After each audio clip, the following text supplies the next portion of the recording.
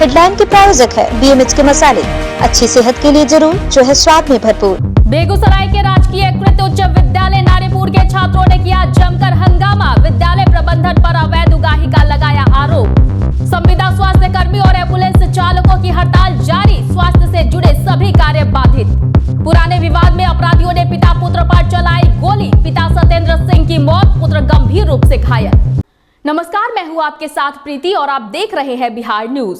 बेगूसराय के बछवाड़ा प्रखंड अंतर्गत राजकीय कृत उच्च विद्यालय नारीपुर के छात्रों ने विद्यालय प्रबंधन पर अवैध उगाही का आरोप लगाकर हंगामा शुरू कर दिया और प्रखंड कार्यालय के समक्ष जाकर धरने पर बैठ गए। इस दौरान छात्रों ने प्रधानाचार्य एवं विद्यालय प्रशासन के विरोध में जमकर नारेबाजी की। छात्रों का आरोप है कि बिहार सरकार के निर्देश के बावजूद 10वीं वर्ग के नामांकन और फॉर्म भरने में विद्यालय प्रबंधन के द्वारा नाजायज तरीके से राशि की उगाही की जा रही है। विद्यालय प्रशासन मुर्दाबाद।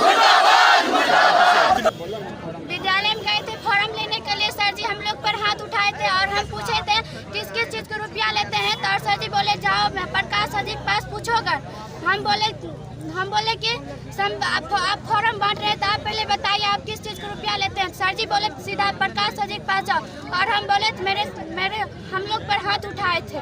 पिछले जब से बिहार सरकार का निर्देश आया है, जब से एडमिशन और फॉर्म भराने की शुरुआत हुई है, तब से हाई स्कूल नारेपुर प्रशासन लगातार छात्रों के पैसे की लूट कर रही है, जिसके कारण छात्र अपने घर से आते इतने दूर हलकान हो रहे हैं और उनके जेब से बहुत ज्यादा रुपया लिया जा रहा है।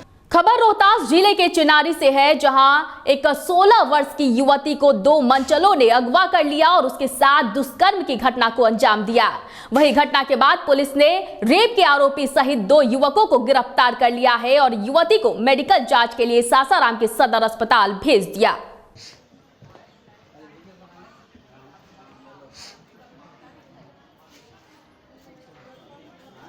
लड़की जैसा बता रही थी कि 9:30 बजे वो जा रही थी 18 तारीख को, और जैसे रोज़ सिलाई सेंटर जाती थी, 1 महीने से वो सीख रही है। रास्ते में 2 लड़के थे बाइक पे बैठे हुए, उसको ज़बरदस्ती वो मिली, उसको ज़बरदस्ती उन लोग बाइक पे बैठा के बाइक से ही उसको सासाराम तक ले आया।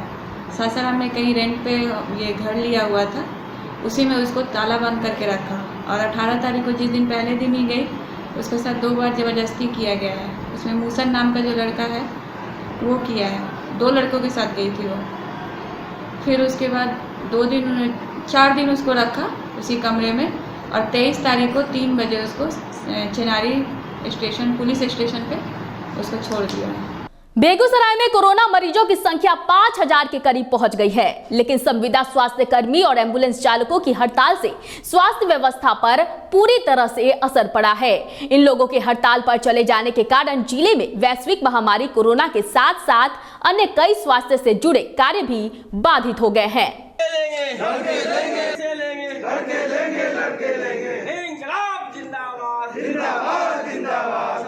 एम्बुलेंस कर्मचारी जिंदाबाद, जिंदाबाद, जिंदाबाद। मांगे पूरी करो, पूरी करो, पूरी करो। बीते 1 साल पूर्व से चली आ रही प्रेम विवाह को लेकर पुराने विवाद में बाढ़कोट से अपने घर लौट रहे पिता पुत्र को बख्तियारपुर थाना क्षेत्र के राघोपुर गांव में बाइक सवार अपराधियों ने गोली मार दी। इस घटना में पिता सत्येंद्र सिंह की घटनास्थल पर ही मौत हो गई, जबकि पुत्र शिशुपाल कुमार गंभीर रूप से घायल हो गया, जिसे बेहतर इलाज के लिए PMCH रेफर कर दिया गया। मामला है शादी विवाह। अच्छा, कहाँ मकान हुआ आपका? मंझौली। अच्छा, क्या हुआ? उसके बाद वहाँ से लगल था। कहाँ से? बाढ़कोट से। हम अच्छा। चिनते हैं उसको लड़का के। अच्छा, तो वहाँ से पीछा करते आया, यहाँ पर मार दिया पीछे से। मुहर्रम पर्व को लेकर मसौढ़ी SDM संजय कुमार की अध्यक्षता में मसौढ़ी थाने में शांति समिति की बैठक की गई। बैठक में निर्णय लिया गया कि सरकार के दिशा निर्देश का हर हाल में पालन करना है। मसौढ़ी SDM संजय कुमार ने कहा कि ताजिया जुलूस पर पाबंदी रहेगी, साथ ही लाउड स्पीकर का प्रयोग भी वर्जित होगा। सबको बचना है। लोगों का जो एडवाइजरी और गाइडलाइन आया तो मुझे लगा कि आप लोगों को बता देना अच्छा है। बाकी विधि व्यवस्था के पक्ष की बात है तो फिर सारे पदाधिकारी जो भी लोकल हमारे हैं नंबर है ही सब।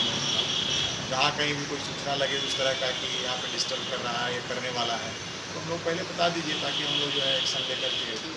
बात करें अरवल की तो स्थानीय प्रखंड क्षेत्र के पंचतीर्थ धाम स्थित पुनपुन नदी के तट पर अंतिम संस्कार करने गया एक युवक स्नान करने के दौरान नदी में डूब गया। वहीं काफी खोजबीन के बाद भी उस युवक के शव का पता नहीं चल सका। वहीं अंचलाधिकारी मनोज कुमार ने कहा कि गोताखोरों की मदद से उस युवक के शव को खोजा जा रहा है।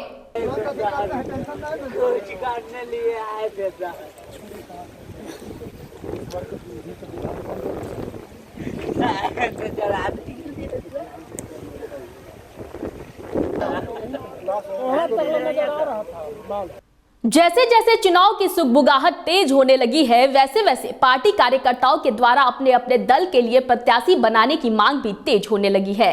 पालीगंज विधानसभा क्षेत्र में भी भाजपा कार्यकर्ताओं ने भाजपा के शीर्ष नेताओं से पालीगंज में भाजपा प्रत्याशी बनाने की मांग की।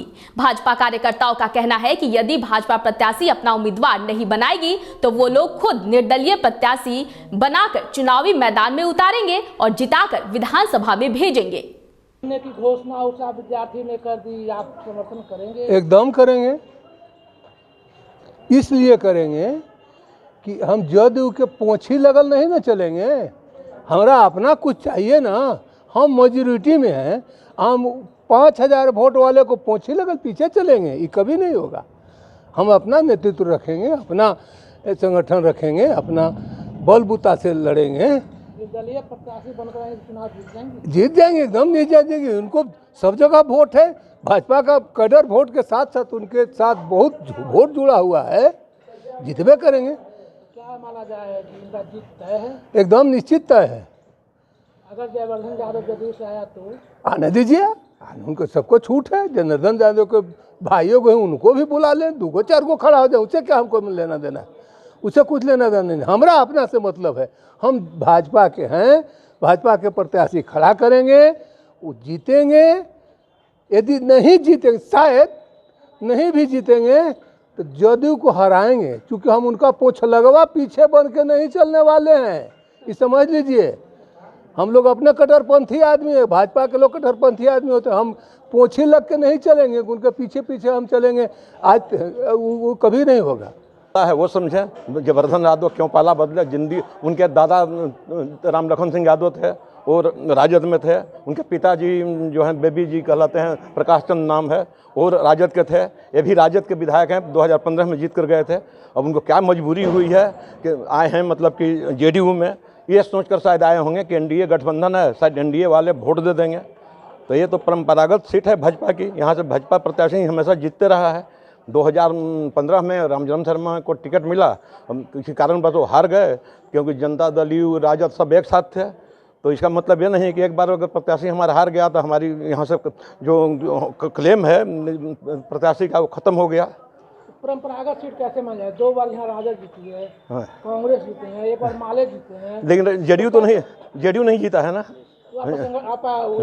एनडीए उससे क्या होता है? मतलब एनडीए होने के बाद में क्या वो कह देगा कि हम आप एनडीए में हैं, आप हम 54 सीट जीते हैं, हो गई 54 से 25 को सीट दे देंगे। हमारा भी तो कोई स्वाभिमान है, हमारे कार्यकर्ता हैं, वोट देंगे। यहाँ पालीगंज की जनता से पूछिए, किसी भी हालत में जेडीयू को वोट देने के तैयार नहीं है जी। और क्या करेंगे आप हम विधानसभा में? हम लोग तो कल गए थे, हम भी सबसे मिले हैं, अध्यक्ष के साथ में थे।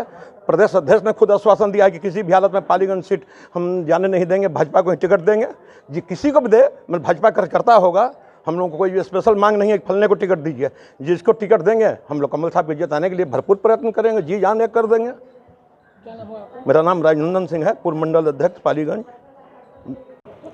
भाजपा हमारा सिंबल देगा, भाजपा हमको सिंबल देगा, नहीं दिया तो एक देगा। हम कल गए थे, हमने बिहार के जो हमारे प्रदेश राष्ट्रीय महामंत्री भूपेंद्र यादव जी हैं, जो हमारे बिहार के प्रभारी हैं, उनसे भी मैं मिला हूं। और उनका जो हम अपना पैड पर सभी मंडल अध्यक्ष अपना जो भी हमको लगा वो सब लिख करके दिए हैं। बिहार के जो हमारे प्रदेश अध्यक्ष हैं संजय जायसवाल जी, उनसे भी मैं मिला हूं, वो भी आश्वासन दिए हैं। उप मुख्यमंत्री सुशील कुमार मोदी हैं, उनसे भी मैं मिला हूं। संगठन महामंत्री हमारे नागेंद्र जी हैं, उनसे भी मैं मिला हूं। सभी लोग हमें आश्वस्त किए हैं कि आपका कमल छाप भाजपा का वहाँ सीट रहेगा। तो मैं समझता हूं कि रहना चाहिए। जदयू भी दावेदारी ठोक रही है ना।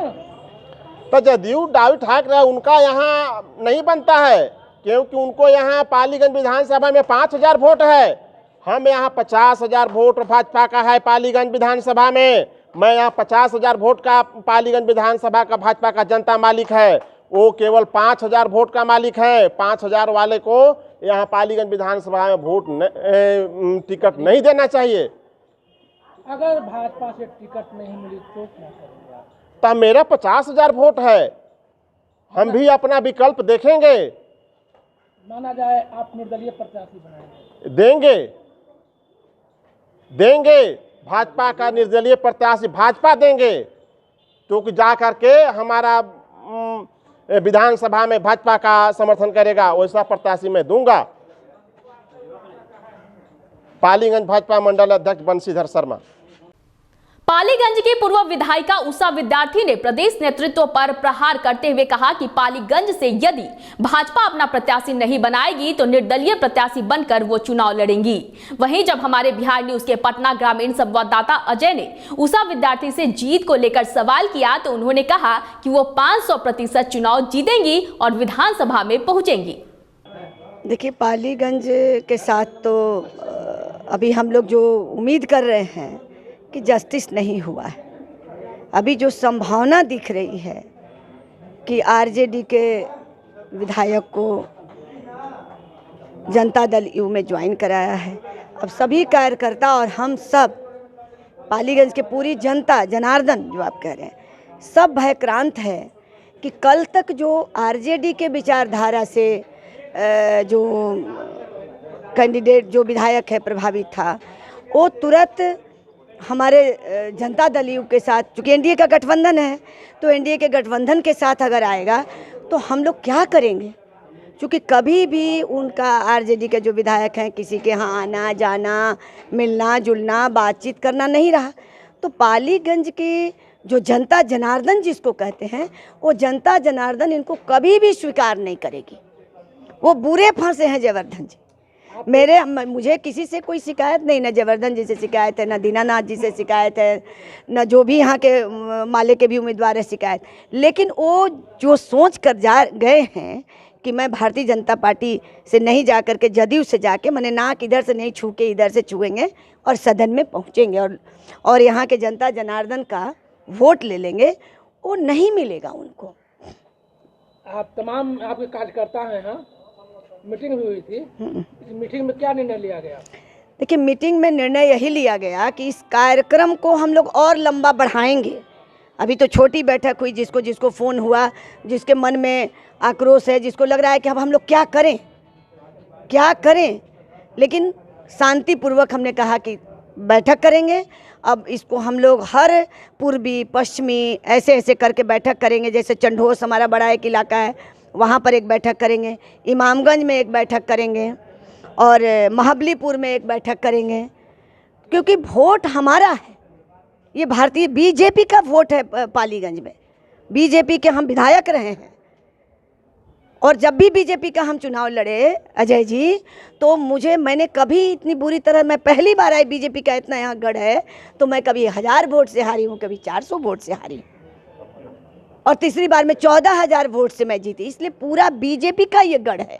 कोई चाहे कि जदयू से हम आ करके और यहाँ पूरा बीजेपी का वोट ले लेंगे तो उसको कठिनाई होगी। इसलिए भी कठिनाई होगी कि वो आरजेडी का कल तक था और तुरंत आ गया। मेरी टिकट पिछली बार काट के, ठीक है, पार्टी के किसी भी कार्यकर्ता को दिया गया तो 25,000 से हारा। विक्रम में भी दिया गया तो विक्रम का कैंडिडेट 40,000 से हारा। तो 40,000 और 25,000 से हारने वाले की हम बात नहीं करते। बीजेपी का टिकट हो, बीजेपी टिकट दे और यहाँ लोग जो जनता जनार्दन जिसको कहते हैं, वो बीजेपी को सीट देके और बीजेपी जिताएगी, बल्कि जनता दल यहाँ एकदम हारे।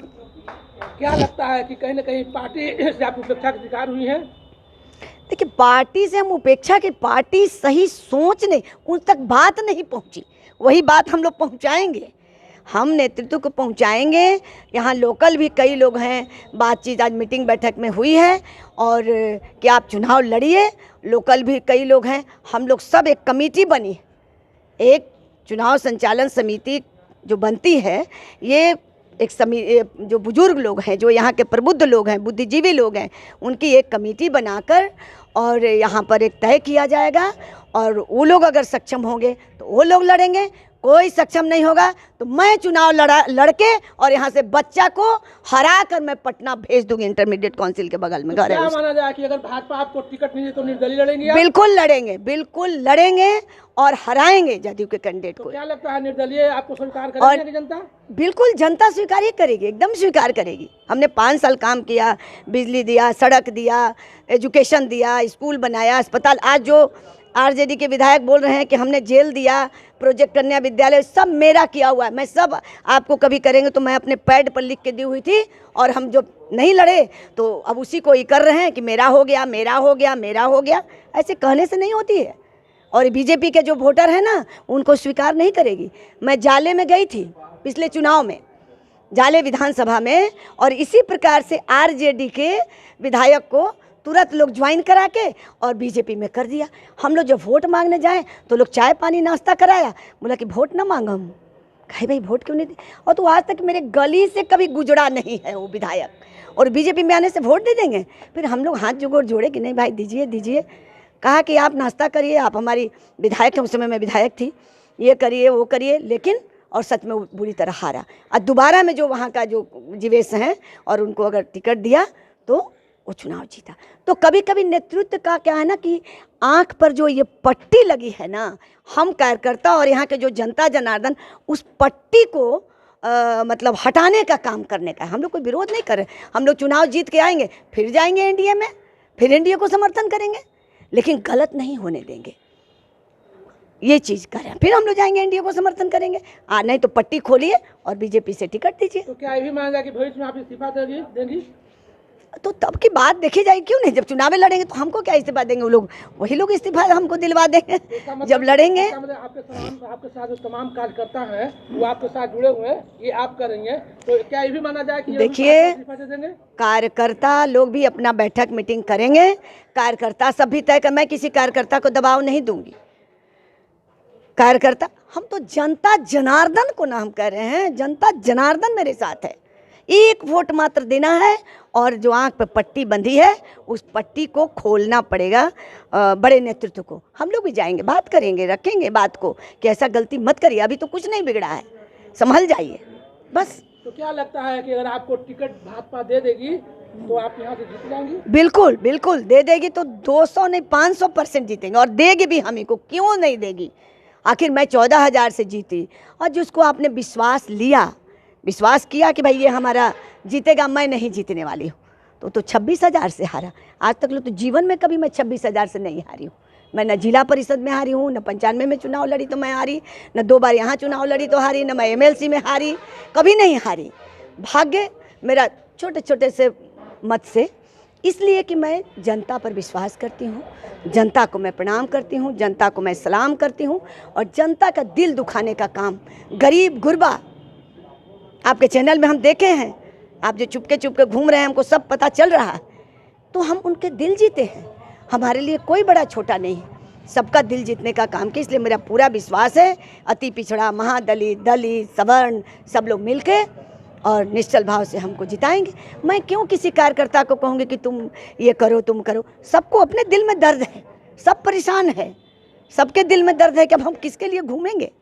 तो सब उन लोगों का निर्णय है, वो लोग सब अपना मीटिंग बैठक फिर करेंगे। हम लोग बड़ी बैठक एक और करेंगे, आपको सूचित करेंगे।